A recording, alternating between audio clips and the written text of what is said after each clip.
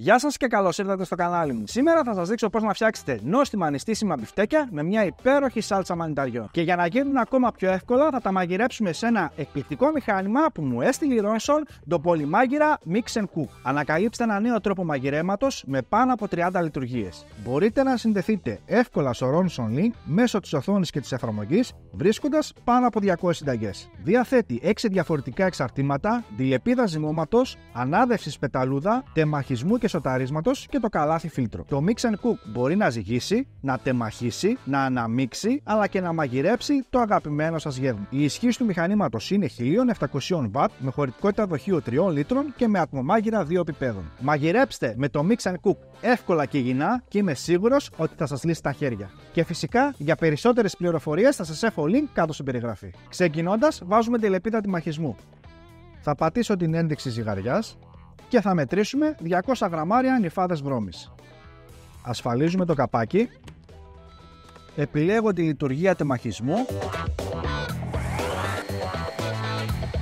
Αφού τεμαχίσαμε τις νυφάδες θα τις βάλω σε ένα πιάτο. Θα ρίξω 100 γραμμάρια νερό, 2 κουταλάκια του γλυκού πελτέ ντομάτας, 2 κουταλιά σούπας ελαιόλαδο, μία μέτρια βραστή πατάτα περίπου 180 γραμμάρια, ένα μέτριο κρεμμύδι κομμένο στα 4, 2 μανιτάρια πορτομπέλο, λίγα φύλλα δυόσμου, λίγο μαϊντανό, ένα κουταλάκι του γλυκού αλάτι, λίγο πιπέρι, ένα κουταλάκι του γλυκού πάπρικα, μισό κουταλάκι του γλυκού κίμινο και τέλος μισό κουταλάκι του γλυκού σκόρδα στη σκόνη. Κλείνω το καπάκι και πολτοποιούμε όλα τα υλικά πάρα πολύ καλά. Κοιτάξτε πως έχει πολτοποιηθεί το μείγμα. Ρίχνω 250 γραμμάρια νυφάδες βρώμης και ανακατεύω σε χαμηλή ταχύτητα μέχρι να ενσωματωθούν όλα τα υλικά μαζί. Αδειάζω το μείγμα σε ένα μπολ και θα αφήσω το μείγμα να ξεκουραστεί για 10 λεπτά. Λαδώνω τα χέρια μου και μετράω 80 γραμμάρια το κάθε μπιφτέκι. Τα πανάρω στη θρηματισμένη βρώμη και το πρώτο μπιφτέκι είναι έτοιμο. Πάμε να τηγανίσουμε τα μπιφτέκια μας σε μέτρια θερμοκρασία.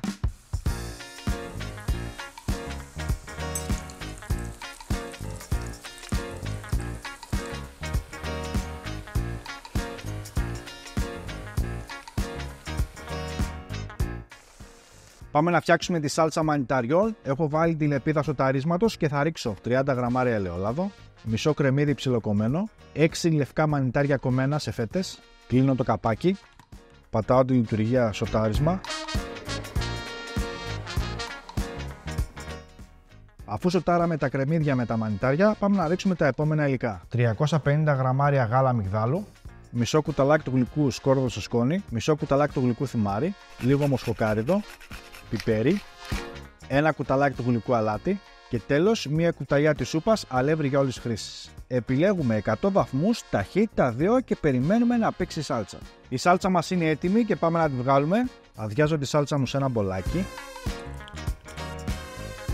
Και ήρθε η ώρα να στήσουμε το πιάτο μας. Έχω βάλει σαλατούλα, θα βάλω 2 μπιφτεκάκια και θα προσθέσουμε από τη σάλτσα μανιταριών.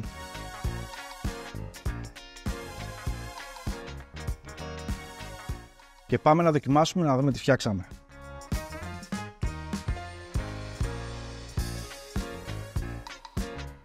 Είναι τέλειο. Νομίζω ότι τρως κρέας πραγματικά και η σάλτσα μανιταριών είναι απλά top. Αυτό ήταν το βίντεο φίλοι μου για σήμερα. Ελπίζω να σας άρεσε. Μην ξεχνάτε να κάνετε ένα like και μια κοινοποίηση γιατί έτσι με βοηθάτε να σας δίνω ωραίες συνταγούλες. Με την επόμενη συνταγή να περνάτε καλά. Γεια σας.